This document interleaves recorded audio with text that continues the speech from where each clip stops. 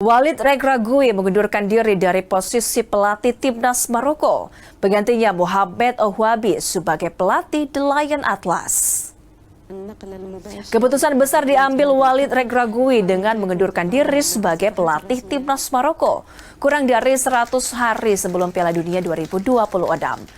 Regragui menyebut pengunduran diri ini demi memberikan penyegaran bagi The Atlas Lions.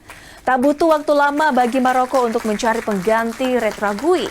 Nama Mohamed Ouahabi dipilih oleh Federasi Sepak Bola Maroko menjadi pelatih The Lion Atlas.